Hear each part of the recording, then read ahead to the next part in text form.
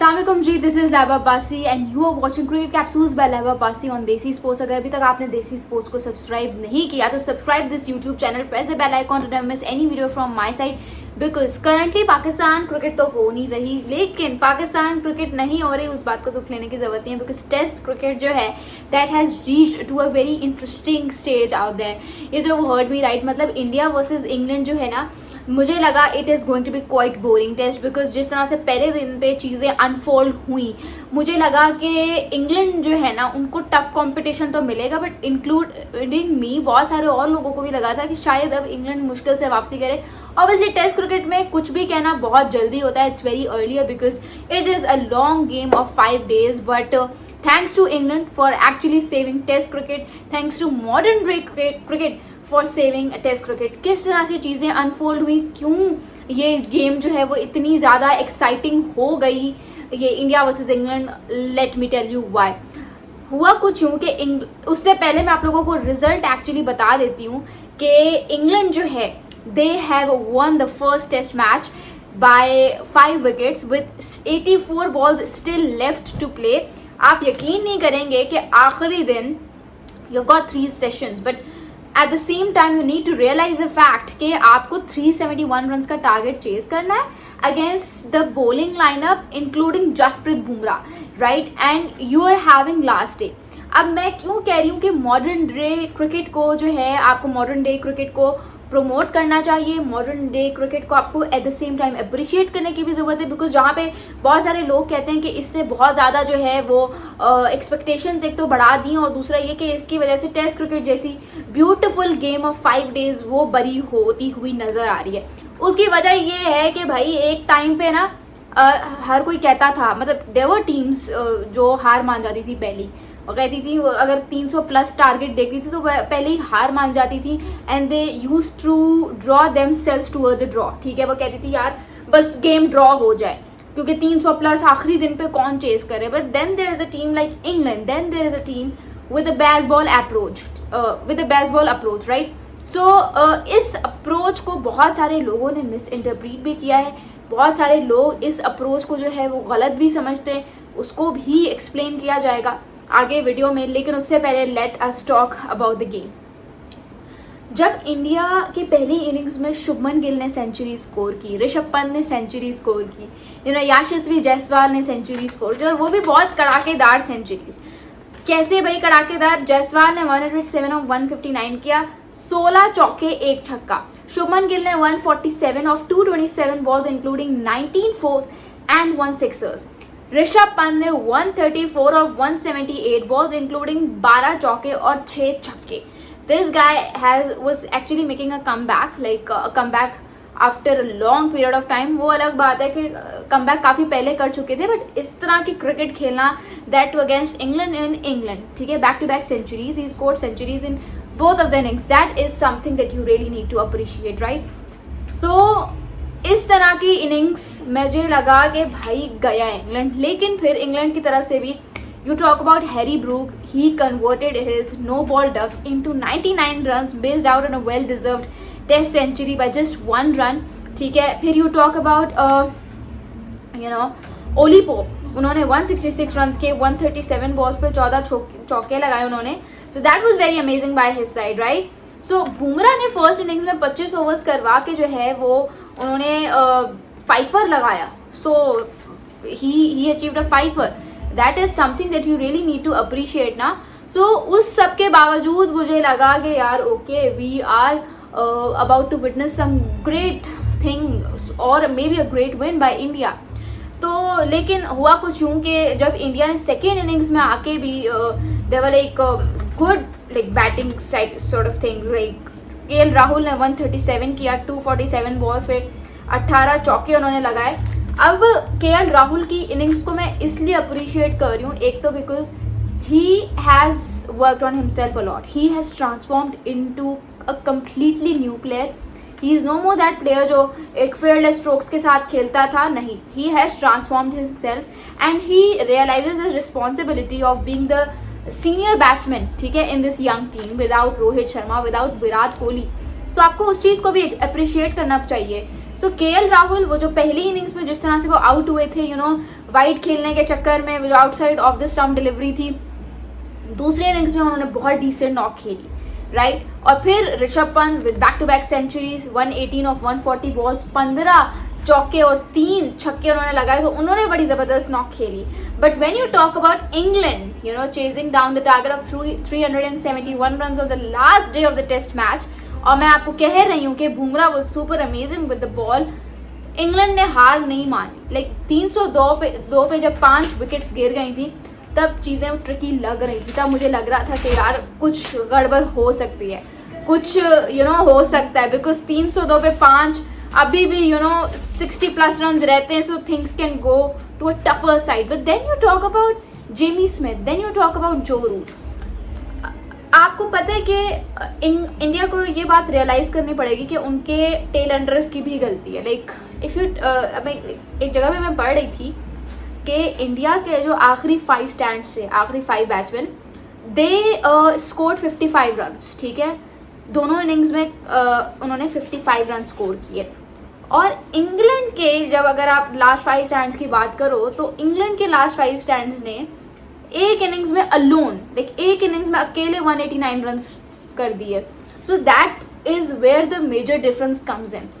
India के जो है ना, वो सिर्फ शुरू के बैट्समैन लाइक रिस्पॉन्सिबिलिटी लेते हैं, हालांकि टेस्ट क्रिकेट में इट्स नॉट लाइक दैट। अब तो ओडीआई और T20 में भी ये सीन नहीं है। अब तो ओडीआई और T20 में भी लोग रिस्पॉन्सिबिलिटी लेते हैं। सो दैट इज समथिंग जहाँ पे मुझे लगता है मेजर डिफरेंस क्रिएट हुआ। You talk about the Indian tail and then you talk about the England tail, जहाँ पे इंडियन टेल ने दोनों इनिंग्स में मिला के 55 रन किए, वहीं पे उसी के कंपैरिजन में, उसी के कंट्रास्ट में you talk about England last 5 stands, they scored 189 run in an innings alone, ठीक है। So that is where the major difference comes in. And उसके अलावा बॉलिंग, आई थिंक बॉलिंग जो है ना, वो बहुत वीक पॉइंट था। आप देखो सेकेंड इनिंग्स में जसप्रीत बुमराह ने एक भी विकेट नहीं ली। दैट इज़ बिकॉज एक तो उस बंदे, वो पूरा इंडिया का जो बॉलिंग यूनिट है, that relies heavily on Jasprit Bumrah, ठीक है। मतलब कौन मोहम्मद सिराज, कौन शार्दुल, ठीक है आज उन्होंने 2 बॉल्स में 2 विकेट्स ली, दैट इज़ अप्रिशिएबल। बट मुझे नहीं लगता कि उनकी फास्ट बॉलिंग डिपार्टमेंट में, या इवन उनकी वैसे भी बॉलिंग डिपार्टमेंट में इस वक्त कोई वैरायटी है, ठीक है। उमेश यादव नहीं है, with the absence of Mohammed Shami and Ishant Sharma, I think India needs to bring in, और India needs to introduce Arshdeep Singh into the attack, ठीक है। अर्शदीप सिंह को लेके आओ, नीतीश कुमार रेड्डी को लेकर आओ, कुलदीप यादव को लेकर आओ, because that is high time that you add variety to your bowling attack, ठीक है। अगर आप इसी तरह से जसप्रीत बुमराह अकेले पे रिलाई करते रहे, सो यू कांट प्रिडिक्ट के आगे जाके आपका और क्या हाल होगा। I know it is a 5 long test match series, और अभी सिर्फ एक टेस्ट मैच हुआ है और बाकी 4 रहते हैं। There is a lot of time to learn, to adapt, to improve your situation. आप कह सकते हो कि अभी 4 टेस्ट मैचेस रहते हैं। It is very early to criticise, it is very early to be so much heavy on the criticism on this young Indian team. So अभी भी बहुत टाइम है, आप सिचुएशन को अच्छी तरह से एनालाइज करो, देखो कहाँ पे गलतियाँ हुई हैं, क्योंकि जाहिर सी बात है यंग टीम है, अंडर प्रेशर है। यशस्वी जायसवाल ने 4 कैचेस ड्रॉप कर दिए, फिर उसी के प्रेशर में आके उसने अगली इनिंग्स में आपके सामने उसने क्या किया, ठीक है, बैटिंग में। सो आप इतना ज़्यादा हैवी नहीं हो सकते क्रिटिसिज्म पे। अभी विराट कोहली नहीं है, रोहित शर्मा नहीं है, टाइम लगेगा चीज़ों को एब्जॉर्ब करने में, ठीक है। 4 टेस्ट मैचेस हैं, आराम से इजी हो, देखो का कहाँ पे चीज़ें रिक्वायर्ड हैं, कहाँ पे नहीं है, कहाँ पे आप इनोवेशन लेकर आ सकते हो। So this is what it is all about, right. I actually wanted to talk about Joe Root, ठीक है। जो रूट के बारे में मैं बात करना चाह रही थी। मतलब this guy, England owns a depth to this guy, right? Joe Root has now got an aggregate of 13,000 plus test runs in just a span of 153 test matches. 50 plus की उसकी एवरेज है उस बंदे की. He's got amazing, incredible 32, मेरे ख्याल से 34 test centuries to his name.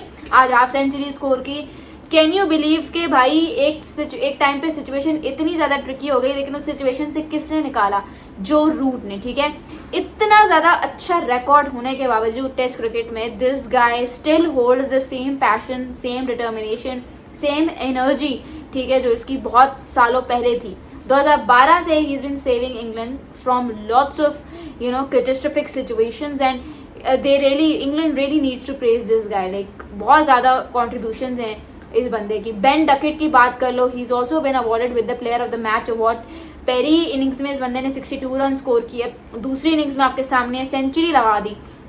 In a bright and in star studded world of Harry Brook, Ben Stokes है, आप बात कर लें जो रूट की, there is one Ben Duckett, ठीक है। बेन डकेट जितनी तारीफ की जाए इस बंदे की कम है। He super classy, super positive, जिस एटीट्यूड के साथ he comes in to bat, that is something really appreciable. So Ben की जितनी तारीफ की जाए वो कम है, ठीक है। So this is what England cricket is all about. के अलावा भी इंग्लैंड को तो अप्रिशिएट कर रहे हैं, but let us talk about two legends of the game जिसको क्रिकेट ओवरऑल डेप्थ ओ करती है, and that is Mike Hesson. Mike Hesson जिसने न्यूजीलैंड की जो हुक्मरानी मैं कहूँगी न्यूजीलैंड क्रिकेट टीम को संभाला बैक इन 2012 में this guy became the leader of New Zealand cricket team, और ब्रेंडन मैकेलम की लीडरशिप के अंडर इन दोनों ने मिल के जो है 2015 का क्रिकेट वर्ल्ड कप खेला। In the long after long 40 years of wait, इन्होंने न्यूजीलैंड क्रिकेट ने जो है उन्होंने 2015 का क्रिकेट वर्ल्ड कप फाइनल खेला था, और उसके बाद से न्यूजीलैंड क्रिकेट की किस्मत A to Z चेंज हो गई, ठीक है, under the leadership of Mike Hesson and Brendon McCullum combined. Like Brendon McCullum obviously he was the captain of the side, but Mike Hesson, and I am expecting कि Pakistan cricket के, क्योंकि अब he is the head coach, so मैं expect कर रही हूँ कि Pakistan cricket का फॉर्चून भी under the leadership of Mike Hesson थोड़ा सा उसको भी रंग वंग लगे, थोड़ा सा वो भी स्टार स्टडेड हो।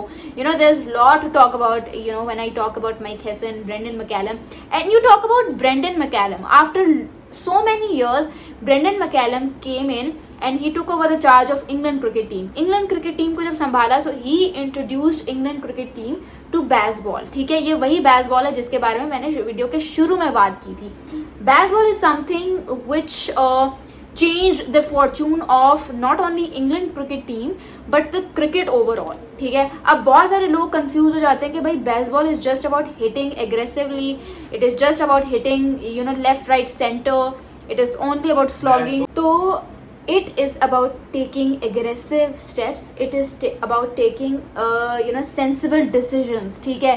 बेसबॉल के अंडर ना ये जो इंग्लैंड के सारे प्लेयर्स हैं अंडर बेन स्टोक्स, ये फेयरलेस क्रिकेट खेलते हैं। आपको लगेगा ही नहीं कि भाई अगर पहला जो फॉर एग्जांपल हैरी ब्रूक है, अगर पहली इनिंग्स में उसने डक स्कोर किया, दूसरी इनिंग्स में he will be completely different player. It is just and it will all B because of that fearless approach कि जो उनके दिमागों के अंदर इंस्टॉल हुई है कि भाई हमें तो ऐसे ही खेलना है। सो भाई England cricket team, New Zealand cricket team, overall मैं कहूँगी माइक हेसन और Brendon McCullum, these two are real cricket legends. जितनी तारीफ की जाए कम है। What do you guys have to say? Do tell me in the comments below. I think that this is the right time to end Cricket Capsules episode. If you liked this episode, do like this video, share it with your friends and family, and do comment under this video so that I can get engaged with you guys. Thank you so much. This is Laba Basi signing off.